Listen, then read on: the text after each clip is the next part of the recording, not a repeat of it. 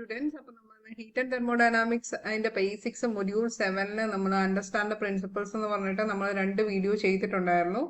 അപ്പോൾ അതിനകത്ത് വളരെ ഡീറ്റെയിൽസ് ആയിട്ട് എല്ലാ ബേസിക്സും ഹീറ്റ് എന്താണ്, ടെമ്പറേച്ചർ എന്താണ്, difference between heat and temperature, what is convection, what is conduction, പിന്നെ റേഡിയേഷൻ എന്താണ്, ഇതിന്റെ എല്ലാം മലയാളം നമ്മൾ നല്ല രീതിയിൽ ഡിസ്കസ് ചെയ്തിട്ടുണ്ടായിരുന്നു. അപ്പോൾ ഇന്ന് നമ്മൾ ഹീറ്റ് എന്ന് പറയുന്ന പോർഷൻ കഴിഞ്ഞിട്ടുള്ള തെർമോഡൈനാമിക്സ് എന്ന് പറയുന്ന ഏരിയയിലേക്കാണ് പോകുന്നത്. അപ്പോൾ തെർമോഡൈനാമിക്സ് ശരിക്കും നമ്മൾ പഠിക്കുന്നത് 11th ക്ലാസ്സിലെ കെമിസ്ട്രിയിൽ പഠിക്കുന്നുണ്ട്, 11th ക്ലാസ്സിലെ ഫിസിക്സിൽ പഠിക്കുന്നുണ്ട്. 11th ക്ലാസ്സിലെ കെമിസ്ട്രിയിൽ 5ാമത്തെ ചാപ്റ്റർ ആണ് തെർമോഡൈനാമിക്സ് എന്ന് പറയുന്നത്, പുതിയ സിലബസ് പ്രകാരം. പഴയ സിലബസ് എനിക്കൊന്ന് 6ആണെന്ന് തോന്നുന്നു, നോക്കണം കേട്ടോ. ഇനി 11th ക്ലാസ് ഫിസിക്സിലാണെങ്കിൽ 12ാമത്തെ ചാപ്റ്റർ ആണ് ഇപ്പൊ നമ്മൾ പഠിക്കാൻ പോകുന്നത്. ഓക്കെ, അപ്പോ വീഡിയോ ഇഷ്ടമാവുകയാണെങ്കിൽ ലൈക്ക് ചെയ്യണം. അതുപോലെ തന്നെ എൻ്റെ ചാനൽ ആദ്യമായിട്ടാണ് കാണുന്നതെങ്കിൽ പ്ലീസ് സബ്സ്ക്രൈബ് ചെയ്യണം. പിന്നെ പിന്നെ തീർച്ചയായും നിങ്ങളുടെ കൂട്ടുകാർക്കൊക്കെ ഒന്ന് ഷെയർ ചെയ്ത് കൊടുക്കുക. Okay, those who are concentrating on HSA physical science. Okay, അപ്പൊ ശരി, നമുക്ക് സമയം ഒട്ടും കളയാതെ തെർമോഡൈനാമിക്സിലേക്ക് പോവാം. അപ്പൊ 11ാം ക്ലാസ് ഫിസിക്സിലെ അധ്യായം 12 താപഗതികം അല്ലെങ്കിൽ തെർമോഡൈനാമിക്സ് എന്ന് പറയുന്ന ആ ഒരു ഏരിയ ആണ് നമ്മൾ പഠിക്കുന്നത്. നമ്മൾ ഫുള്ളായിട്ട് പഠിക്കുന്നുണ്ട് കേട്ടോ. അപ്പൊ ഇവിടെ നമ്മൾ എന്തൊക്കെ കാര്യങ്ങളാണ് ഡിസ്കസ് ചെയ്യുന്നതെന്ന് വെച്ച് കഴിഞ്ഞാൽ, ആദ്യം താപസന്തുലനം അല്ലെങ്കിൽ തെർമൽ ഇക്വിലിബ്രിയം എന്താണെന്ന് ഡിസ്കസ് ചെയ്യും. പിന്നെ താപഗതികത്തിലെ സീറോത്ത് ലോ ഓഫ് തെർമോഡൈനാമിക്സ് എന്താണ്, താപവും ആന്തരികോർജവും പ്രവൃത്തിയും, ഹീറ്റ് എന്താണ്, ഇന്റേണൽ എനർജി എന്താണ്, വർക്ക് എന്താണെന്ന്, പിന്നെ താപഗതികത്തിലെ 1ാം നിയമം, ഫസ്റ്റ് ലോ ഓഫ് തെർമോഡൈനാമിക്സ് എന്താണെന്ന് ഡിസ്കസ് ചെയ്യും. വിശിഷ്ട താപധാരിത, ഈ വിശിഷ്ട താപധാരിത എന്ന് പറയുന്ന ഏരിയ നമ്മൾ ഓൾറെഡി ഹീറ്റ് എന്ന് പറയുന്നതിനകത്ത്, അതായത് ഇതിന്റെ പ്രീവിയസ് വീഡിയോയിൽ അപ്ലോഡ് ചെയ്തിട്ടുണ്ടായിരുന്നു. അപ്പോൾ those who want to see അത് നമുക്ക് ഐ ബട്ടൺ കൊടുത്തേക്കാം. പിന്നെ താപഗതികത്തിലെ അവസ്ഥ ചരങ്ങളും അവസ്ഥാ സമീകരണവും ഉണ്ടാവും, thermodynamic state variables and equation of state. പിന്നെ ഡിസ്കസ് ചെയ്ത താപഗതിക പ്രക്രിയകൾ, തെർമോഡൈനാമിക് പ്രോസസ് എന്താണെന്നുള്ളത്. പിന്നെ താപയന്ത്രങ്ങൾ, ഹീറ്റ് എഞ്ചിൻ എന്താണ്, റെഫ്രിജറേറ്റേഴ്സ്, ഹീറ്റ് പമ്പ്സ്, ശീതീകരണികളും താപീയ പമ്പുകളും. പിന്നെ താപഗതികത്തിലെ 2ാം നിയമം, സെക്കൻഡ് ലോ ഓഫ് തെർമോഡൈനാമിക്സ്. പിന്നെ ഉത്ക്രമണീയ പ്രക്രിയയും അനുക്രമണീയ പ്രക്രിയയും, റിവേഴ്സിബിൾ ആൻഡ് ഇറിവേഴ്സിബിൾ പ്രോസസ് എന്താണെന്ന്. പിന്നെ ലാസ്റ്റ് ആയിട്ട് കാർനോട്ട് എഞ്ചിൻ എന്താണെന്ന് ഡിസ്കസ് ചെയ്യും. ഇത്രയും കാര്യങ്ങളാണ് നമ്മൾ ഈ ചാപ്റ്ററിൽ ഡിസ്കസ് ചെയ്യാൻ പോകുന്നത്. ക്ലാസ് 11 കെമിസ്ട്രിയും ക്ലാസ് 11 ഫിസിക്സും കൺസിഡർ ചെയ്യുവാണെങ്കിൽ നമുക്ക് 11 കെമിസ്ട്രിയിലും ഫിസിക്സിലും ഏകദേശം ഒരേ കാര്യങ്ങളൊക്കെയാണ് പഠിക്കാനുള്ളത്. അപ്പോൾ അതിനകത്ത് കൂടുതലുള്ളത് ഇതിനകത്ത് കുറവുള്ളതും അതിനകത്തും ഒക്കെ ഉണ്ടാവും. നമുക്ക് അങ്ങോട്ടും ഇങ്ങോട്ടും എല്ലാ കാര്യങ്ങളും ഡിസ്കസ് ചെയ്ത് വേണം പോവാൻ. അപ്പോൾ ആദ്യം തന്നെ തെർമോഡൈനാമിക്സ്, താപം, താപനില തുടങ്ങിയവയെ കുറിച്ചും താപം മറ്റു വിവിധ ഊർജ രൂപങ്ങളിലേക്കും തിരിച്ചും രൂപാന്തരപ്പെടുന്നതിനെ കുറിച്ചും പഠിക്കുന്ന ഭൗതിക ശാസ്ത്ര ശാഖയാണ് തെർമോഡൈനാമിക്സ് എന്ന് പറയുന്നത്. താപം, താപനില തുടങ്ങിയവയെ കുറിച്ചും താപം മറ്റു വിവിധ ഊർജ രൂപങ്ങളിലേക്ക് തിരിച്ചു രൂപാന്തരപ്പെടുന്നതിനെ കുറിച്ചും പഠിക്കുന്ന ഭൗതിക ശാസ്ത്ര ശാഖയാണ് താപഗതികം അല്ലെങ്കിൽ thermodynamics. How temperature moves from, താപം അല്ലെങ്കിൽ താപനില രണ്ടിനെ കുറിച്ചും. താപഗതിക വിവരണത്തിൽ ഒരു വാതകത്തിന്റെ അവസ്ഥ വിശദീകരിക്കാൻ സ്ഥൂലചരങ്ങളായ മർദ്ദം, ഉള്ളളവ്, താപനില, മാസ്, ഘടന എന്നിവ ഉപയോഗിക്കുന്നു. അപ്പൊ താപഗതിക വിവരണത്തിൽ ഒരു വാതകത്തിന്റെ അവസ്ഥ വിശദീകരിക്കാൻ വേണ്ടിയിട്ട് നമ്മൾ മർദ്ദം, ഉള്ളളവ്, താപനില, മാസ്, ഘടന എന്നിവ ഉപയോഗിക്കുന്നു തെർമോഡൈനാമിക്സിൽ.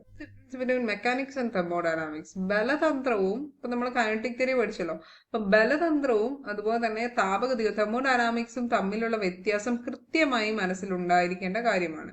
ബലതന്ത്രത്തിൽ നമ്മുടെ താല്പര്യം നാനാതരം ബലങ്ങളുടെയും ടോർക്കുകളുടെയും ചലനങ്ങൾക്ക് വിധേയമാവുന്ന വസ്തുക്കളും പദാർത്ഥങ്ങളുമാണ്. അതേസമയം താപഗതികം ഒരു വ്യവസ്ഥയുടെ ആന്തരിക സ്ഥൂലാവസ്ഥയെ സംബന്ധിച്ചുള്ളതാണ്. ഒരു തോക്കിൽ നിന്ന് വെടിയുണ്ട പുറപ്പെടുമ്പോൾ വെടിയുണ്ടയുടെ ബലതന്ത്രാവസ്ഥയാണ് മാറുന്നത്. വെടിയുണ്ടയെ ഒരു മരക്കഷ്ണം കൊണ്ടോ മറ്റോ തടുക്കുമ്പോൾ അതിനുണ്ടായിരുന്ന ഗതികോർജം താപോർജമായി മാറ്റപ്പെടുന്നു. അതുവഴി വെടിയുണ്ടയുടെയും ചുറ്റുമുള്ള തടിയുടെ പാളികളുടെയും താപനില മാറുന്നു. താപനില ബന്ധപ്പെട്ട് നിൽക്കുന്നത് വെടിയുണ്ടയുടെ ആന്തരിക ചലനാവസ്ഥയിലെ ഊർജവുമാണ്, മറിച്ച് വെടിയുണ്ടയുടെ മൊത്തം ചലനവേഗവുമല്ല. അപ്പൊ നമ്മളിവിടെ മെക്കാനിക്സിൽ നമ്മൾ ഓൾറെഡി പറഞ്ഞിട്ടുണ്ട്, അവിടെ നമ്മൾ എപ്പോഴും ഫോഴ്സിനെ കുറിച്ചും ടോർക്കിനെ കുറിച്ചും പിന്നെ അങ്ങനെയുള്ള കുറെ അധികം ഫോഴ്സസ് അങ്ങനെയുള്ള കുറെ അധികം നാനാതരം ബലങ്ങളുടെ ചലനങ്ങളെ കുറിച്ചിട്ടാണ് പഠിക്കുന്നതെങ്കിൽ നമ്മൾ തെർമോഡൈനാമിക്സിൽ അതേസമയം ഒരു വ്യവസ്ഥയുടെ ആന്തരിക സ്ഥൂല അവസ്ഥയെ സംബന്ധിച്ചിട്ടുള്ളതാണ്. ഓക്കെ അല്ലേ? അപ്പൊ ഇനി തെർമൽ ഇക്വിലിബ്രിയം എന്താണെന്ന് നോക്കാം. ഇനി താപസന്തുലനാവസ്ഥ അല്ലെങ്കിൽ തെർമൽ ഇക്വിലിബ്രിയം, സന്തുലനാവസ്ഥ. അപ്പൊ ഒരു വ്യവസ്ഥയിലെ സ്ഥൂലചരങ്ങൾ, അതായത് മാക്രോസ്കോപ്പിക് വേരിയബിൾസ്, നമുക്ക് കാണാൻ പറ്റുന്ന വേരിയബിൾ സമയത്തിനനുസരിച്ച് മാറ്റമില്ലാതിരിക്കുന്നുവെങ്കിൽ ആ വ്യവസ്ഥ സന്തുലനാവസ്ഥയിലാണെന്ന് പറയാം. അതായത് ഒരു വ്യവസ്ഥയിലെ മാക്രോസ്കോപ്പിക് വേരിയബിൾസിന് ടൈമിനനുസരിച്ച് വേറെ ചേഞ്ച് ഒന്നും ഇല്ല എന്നുണ്ടെങ്കിൽ അത് സന്തുലനാവസ്ഥയിലാണെന്ന് പറയാം. അപ്പൊ നമ്മളിവിടെ എന്തിനെ കുറിച്ചാണ് പറയുന്നത്? താപസന്തുലനാവസ്ഥയെ കുറിച്ചാണ് പറയുന്നത്. ഉദാഹരണമായി, അടച്ച ഒരു പാത്രത്തിലെ വാതകം അതിന്റെ ചുറ്റുപാടുമായി ഒരു സമ്പർക്കവും ഇല്ലാതെ അതിന്റെ നിശ്ചിത മർദ്ദം, ഉള്ളളവ്, താപനില, മാസ്, ഘടന എന്നിവ സമയത്തിനൊത്ത് മാറാതിരിക്കുന്നുവെങ്കിൽ ആ അവസ്ഥയെ താപഗതികത്തിൽ സന്തുലനാവസ്ഥ എന്ന് പറയുന്നു. അടച്ചു വെച്ച പാത്രത്തിലെ വാതകം, അതും അതിന്റെ ചുറ്റുപാടുമായിട്ട് യാതൊരു സമ്പർക്കവുമില്ല, അതിനകത്തുള്ള മർദ്ദം, ഉള്ളളവ്, താപനില, മാസ്, ഘടന അതൊക്കെ ആ സമയത്തിനൊത്തും മാറുന്നില്ല, അത് അങ്ങനെ തന്നെ ഇരിക്കുവാണെങ്കിൽ നമുക്ക് പറയാം അറ്റൈൻഡ് തെർമൽ ഇക്വിലിബ്രിയം അല്ലെങ്കിൽ താപസന്തുലനാവസ്ഥയിലാണെന്ന് പറയാം. ഇനി എന്താണ് തെർമോഡൈനാമിക് സിസ്റ്റം? നമ്മുടെ കെമിസ്ട്രിയിലും ഇത് തന്നെയാണ് പറയുന്നത്. തെർമോഡൈനാമിക് സിസ്റ്റം വെച്ചിട്ടാണ് തുടങ്ങുന്നത്. ഒരു തെർമോഡൈനാമിക് സിസ്റ്റം എന്നത് ഒരു നിശ്ചിത അളവിലുള്ള ദ്രവ്യമാണ്, മാറ്റർ ആണ് സിസ്റ്റം എന്ന് പറയുന്നത്. അതിന്റെ ചുറ്റുപാടിൽ നിന്നും ഒരു യഥാർത്ഥ അല്ലെങ്കിൽ സാങ്കല്പിക അതിർത്തിയാൽ വേർതിരിച്ചിരിക്കുന്നു. ഇവിടെ ഒരു ബൗണ്ടറി ഉണ്ട്. അത് ഇത് സാങ്കല്പികമാവും, ഇമാജിനറി ആവാം അല്ലെങ്കിൽ റിയൽ ആവാം. ഒരു ബൗണ്ടറി ഉണ്ടാവും. ഇത് നമ്മുടെ ഈ ദ്രവ്യത്തിനെ പറയുന്ന പേരാണ് സിസ്റ്റം എന്ന് പറയുന്നത്. അതിന്റെ ചുറ്റുപാടിനെ നമ്മൾ സറൗണ്ടിങ് എന്ന് പറയുന്നു. ഇപ്പോൾ തെർമോഡൈനാമിക് സിസ്റ്റം എന്നത് ഒരു നിശ്ചിത അളവിലുള്ള ദ്രവ്യമാണ്. അപ്പൊ സിസ്റ്റം എന്ന് പറഞ്ഞാൽ സിസ്റ്റമാണ് തെർമോഡൈനാമിക് സിസ്റ്റം. അതിന്റെ ചുറ്റുപാടിൽ നിന്നും ഒരു യഥാർത്ഥ അല്ലെങ്കിൽ സാങ്കല്പിക അതിർത്തിയിൽ വേർതിരിച്ചിരിക്കുന്നു. So this is thermodynamic system. ഇതാണ് തെർമോഡൈനാമിക് സിസ്റ്റം എന്ന് പറയുന്നത്. ഇതിനകത്ത് സറൗണ്ടിങ് എന്താണെന്ന് വെച്ച് കഴിഞ്ഞാൽ സിസ്റ്റത്തിന് പുറത്തുള്ളത് എന്താണോ അതിനെയാണ് നമ്മൾ സറൗണ്ടിങ് എന്ന് വിളിക്കുന്നത്. അതിർത്തി എന്ന് പറഞ്ഞു കഴിഞ്ഞാൽ സിസ്റ്റത്തിനെയും സറൗണ്ടിങ്ങിനെയും വേർതിരിക്കുന്ന യഥാർത്ഥമോ സാങ്കല്പികമോ ആയ ആ ഒരു ഭിത്തിയെ പറയുന്ന പേരാണ് അതിർത്തി എന്നുള്ളത്. ഓക്കെ ആണോ? സിസ്റ്റത്തിനും സറൗണ്ടിങ്ങിനും വേർതിരിക്കുന്ന റിയൽ ആണോ ഇമാജിനറി ആയിട്ടുള്ള ഒരു ഭിത്തി, അതിനെയാണ് നമ്മൾ ബൗണ്ടറി എന്ന് പറയുന്നത്. ഇനി അഡിയബാറ്റിക് ഭിത്തി എന്ന് പറഞ്ഞു കഴിഞ്ഞാൽ താപം സിസ്റ്റത്തിലേക്കോ പുറത്തേക്കോ കൈമാറ്റം ചെയ്യപ്പെടുന്നില്ല. അഡിയബാറ്റിക് എന്ന് പറയുന്ന ടേം എപ്പോഴും ഹീറ്റുമായിട്ട് റിലേറ്റ് ചെയ്തിട്ടാണ്, അല്ലെങ്കിൽ ക്യൂമായിട്ട് റിലേറ്റ് ചെയ്തിട്ടാണ്. അവിടെ ക്യൂ ഈക്വൽ ടു 0 ആയിരിക്കും. അത് ക്യൂവിനെ പുറത്തേക്കും വിടുന്നില്ല, അകത്തേക്കും വിടുന്നില്ല. താപം സിസ്റ്റത്തിലേക്കോ പുറത്തേക്കോ കൈമാറ്റം ചെയ്യപ്പെടാത്ത ഭിത്തിക്ക് പറയുന്ന പേരാണ് അഡിയബാറ്റിക് ഭിത്തി. ഓർത്തോണെ, താപത്തിനെ പുറത്തേക്കോ അകത്തേക്കോ വിടാത്ത ഭിത്തിക്ക് പറയുന്ന പേരാണ് അഡിയബാറ്റിക് ഭിത്തി എന്ന് പറയുന്നത്, അല്ലെങ്കിൽ അഡിയബാറ്റിക് വോൾ. ഡയാതെർമിക് ഭിത്തി എന്ന് പറഞ്ഞു കഴിഞ്ഞാൽ താപം സിസ്റ്റത്തിലേക്കോ പുറത്തേക്കോ കൈമാറ്റം ചെയ്യാൻ സാധിക്കുന്നു എങ്കിൽ ആ തരത്തിലുള്ള ഭിത്തിക്ക് പറയുന്ന പേരാണ് ഡയാതെർമിക് ഭിത്തി. അപ്പൊ ഡയാതെർമിക് ഭിത്തി എന്ന് പറഞ്ഞു കഴിഞ്ഞാൽ താപത്തെ അകത്തേക്കോ പുറത്തേക്കോ കടത്തിവിടാൻ സാധിക്കുന്ന ഭിത്തിക്ക് പറയുന്ന പേര് ഡയാതെർമിക് ഭിത്തി.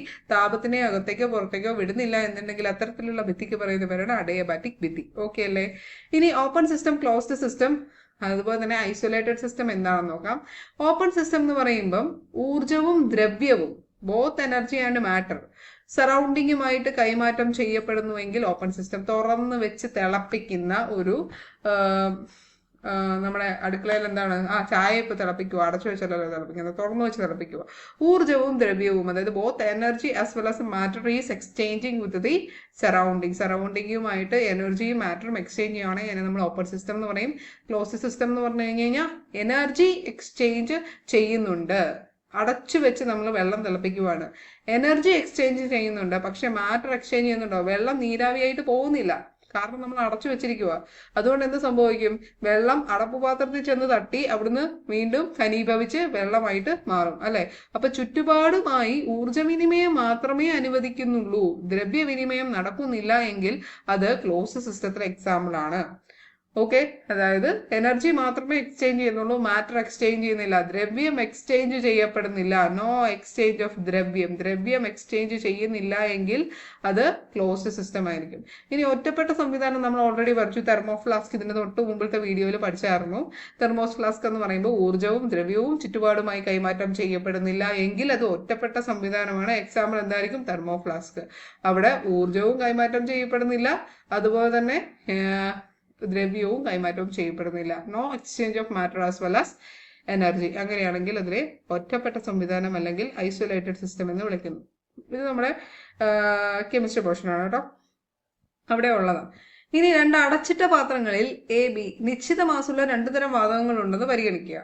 രണ്ട് അടച്ചു വെച്ച പാത്രങ്ങൾ ABയും നിശ്ചിത മാസമുള്ള 2 തരം വാതകങ്ങളുണ്ടെന്ന് പരിഗണിക്കുക. ഇരു പാത്രങ്ങളിലെ വാതകങ്ങൾക്ക് മർദ്ദവും വ്യാപ്തവും യഥാക്രമം PA VA എന്നും PB BB എന്നും സങ്കല്പിക്കാം. ഓക്കെ, ഒരു പാത്രത്തിലെയാണ്. ഒരു പാത്രം എ, മറ്റേ പാത്രം ബി ആണ്. മർദ്ദവും വോളിയവും PA/BB, ഇത് PA/VA, ഇപ്പുറത്തെ ബി എന്ന് പറയുന്നതിനകത്ത് PB/BB. വാതകങ്ങൾ ഉൾക്കൊള്ളുന്ന രണ്ട് വ്യവസ്ഥകളും, അതായത് പാത്രങ്ങളും അടുത്തടുത്താണെങ്കിലും ഒരു അഡിയബാറ്റിക് ഭിത്തി കൊണ്ട് അവ വേർപെടുത്തിയിരിക്കുന്നു. അഡിയബാറ്റിക് ഭിത്തി എന്താ? ഹീറ്റിനെ ട്രാൻസ്ഫർ ചെയ്യാത്ത ഭിത്തിക്ക് പറയുന്നവരാണ് അഡിയബാറ്റിക് ഭിത്തി. ഈ ഭിത്തിയുടെ താപരോധകം വളരെ കൂടിയതായതിനാൽ അത് യാതൊരു വിധത്തിലും ചൂടിനെ പരസ്പരം കടത്തിവിടുന്നില്ല. അപ്പൊ യാതൊരു വിധത്തിലും ചൂടിനെ ഈ ഭിത്തിയിൽ കൂടെ കടത്തിവിടുന്നില്ല. ഇതൊരു അഡിയബാറ്റിക് ഭിത്തി ആണെങ്കിൽ ആ അഡിയബാറ്റിക് ഭിത്തി അങ്ങോട്ടും ഇങ്ങോട്ടുമുള്ള ക്യൂവിനെ ട്രാൻസ്ഫർ ചെയ്യത്തില്ല. താപരോധകം കൂടുതലാണ്. മാത്രമല്ല അത് പാത്രങ്ങളുടെ ചുറ്റുപാടിലേക്കുള്ള താപപ്രസരണത്തിനും തടസ്സമുണ്ടാക്കും. ഓക്കെ, PA/VAയുടെ സാധ്യമായ ഏത് മൂല്യജോഡിയും PB/VBയുടെ സാധ്യമായ ഏത് മൂല്യജോഡിയുമായും സന്തുലനത്തിലായിരിക്കും. അപ്പോ മൂല്യജോഡികൾ സന്തുലനത്തിലായിരിക്കും.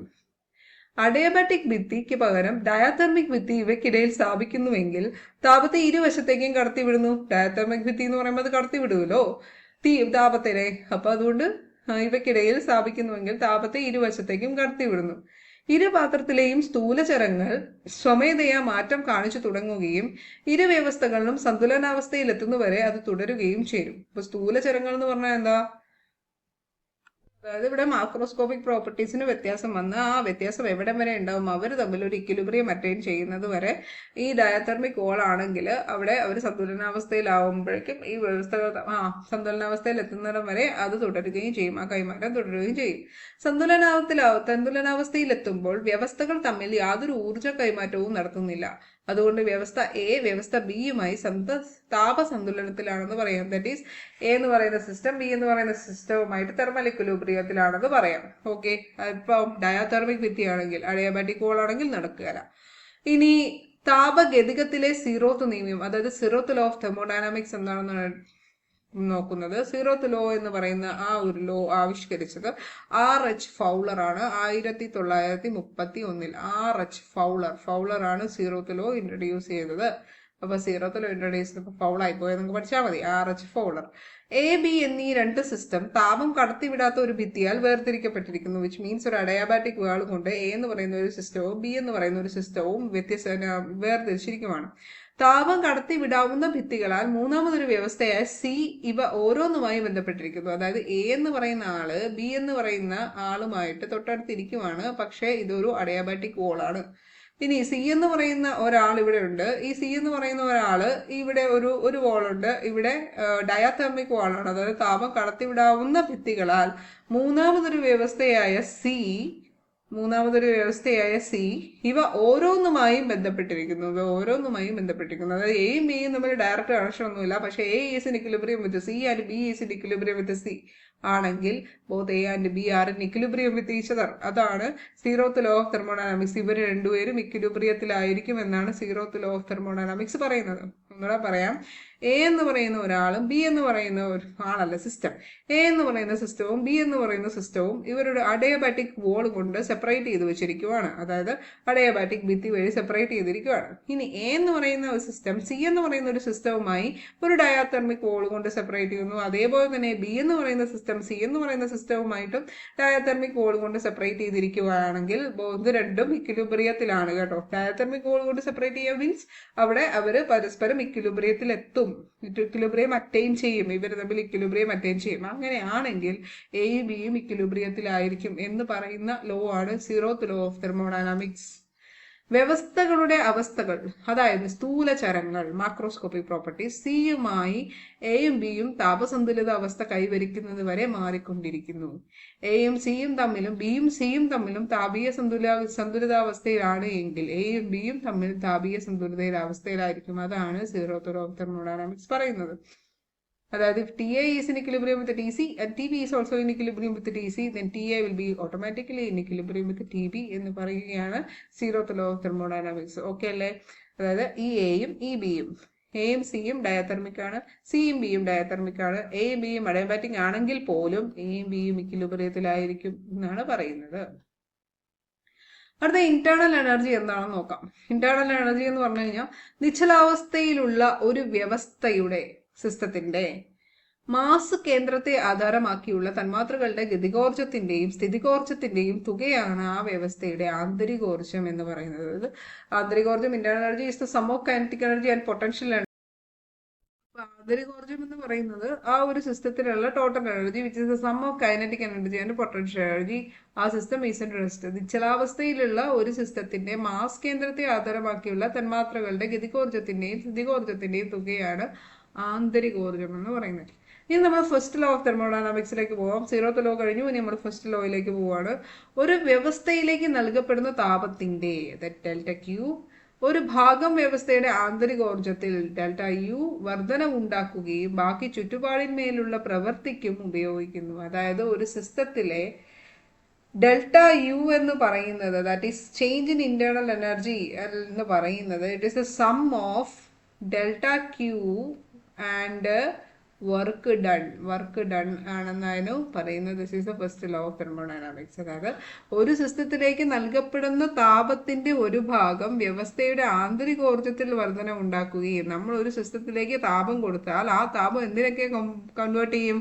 ആദ്യമായിട്ട് അതിന്റെ ഇന്റേണൽ എനർജിക്ക് വർധന ഉണ്ടാക്കുക, ഇൻക്രീസ് ചെയ്യുകയും ബാക്കിയുള്ളത് എന്ത് ചെയ്യും? ചുറ്റുപാടിന്മേൽ പ്രവൃത്തി ചെയ്യാൻ വേണ്ടി ഉപയോഗിക്കുകയും ചെയ്യും. That is delta Q is equal to delta U plus delta W. അല്ലെങ്കിൽ നമുക്ക് എങ്ങനെ പറയാം? Delta U is equal to delta Q minus delta W എന്ന് പറയാം. Delta U is equal to delta Q minus delta W. ഇവിടെ delta U 0 ആയാൽ എന്നാ ആവും? Delta Q is equal to delta W. അതായത് കൊടുക്കുന്ന ക്യൂ മൊത്തം വർക്കായിട്ട് കൺവേർട്ട് ആകും. അതായത് ആ വ്യവസ്ഥയിലേക്ക് നൽകപ്പെട്ട താപം മുഴുവൻ അത് ചുറ്റുപാടിൽ പ്രവൃത്തി ചെയ്യുന്നതിന് വേണ്ടി ഉപയോഗിക്കുന്നു. അപ്പം ഫസ്റ്റ് ലോ ഓഫ് തെർമോഡൈനാമിക്സ് പറയുന്നത് എന്താണ്? കൊടുക്കുന്ന താപം എന്ന് പറയുന്നത് കുറച്ച് അതിന്റെ ഇന്റേണൽ എനർജി ഇൻക്രീസ് ചെയ്യാൻ വേണ്ടിയിട്ടും കുറച്ച് അത് വർക്ക് ചെയ്യാൻ വേണ്ടിയിട്ടും ഉപയോഗിക്കും, ചുറ്റുപാടിൽ വർക്ക് ചെയ്യാൻ വേണ്ടിയിട്ട് ഉപയോഗിക്കും എന്ന് പറയുന്നത്. This is the first law of thermodynamics എന്ന് പറയുന്നത്. മർദ്ദം സ്ഥിരമായിരിക്കുമ്പോൾ പ്രവൃത്തി എന്ന് പറയുന്നത് ഡബ്ല്യു, വർക്ക് എന്ന് പറയുന്നത് P into delta V. Delta W is equal to P into delta V ആയിരിക്കും. അപ്പോൾ delta Q is equal to delta U plus P delta V. അതായത് നമ്മൾ ഓൾറെഡി പഠിച്ചത് delta Q is equal to delta U plus delta W എന്നാണ്. ഇനി delta ഡബ്ല്യുവിന്റെ സ്ഥാനത്ത് നമ്മൾ ആരെ കൊടുത്തു? പി ഡെൽറ്റ വി കൊടുത്തപ്പോൾ delta Q is equal to delta U plus P delta V എന്ന് ലഭിച്ചു. കിട്ടിയോ? അവിടെ ഡെൽറ്റ ക്യൂ എന്നത് ഒരു സിസ്റ്റത്തിലേക്ക് ചുറ്റുപാടിൽ നിന്നും നൽകപ്പെടുന്ന താപം, from the surrounding to the system. The heat is from the surrounding to the system. Delta W എന്ന് പറയുന്നത് ചുറ്റുപാടിന്മേൽ വ്യവസ്ഥ ചെയ്യുന്ന പ്രവൃത്തി, അയാൾ വ്യവസ്ഥ ചെയ്യുവാണ്. That system is doing some work on the surrounding. ഇനി ഡെൽറ്റ യു എന്ന് പറഞ്ഞു കഴിഞ്ഞാൽ വ്യവസ്ഥയിലെ ആന്തരികോർജത്തിൽ ഉണ്ടാവുന്ന മാറ്റം, ഓക്കെ, ഇന്റേണൽ എനർജിയിൽ ഉണ്ടാവുന്ന ചേഞ്ച്. അപ്പോൾ ഇത്രയും കാര്യങ്ങളാണ് നമ്മൾ ഈ ഒരു വീഡിയോയിൽ ഉൾപ്പെടുത്തുന്നത്. ഇതിൻ്റെ കണ്ടിന്യൂവേഷൻ ഉണ്ടാവും. Okay, hope you like it. നന്നായി തന്നെ പഠിക്കുക. ഓക്കെ, വേറൊരു വീഡിയോയിൽ കാണുന്നതിന് വരെ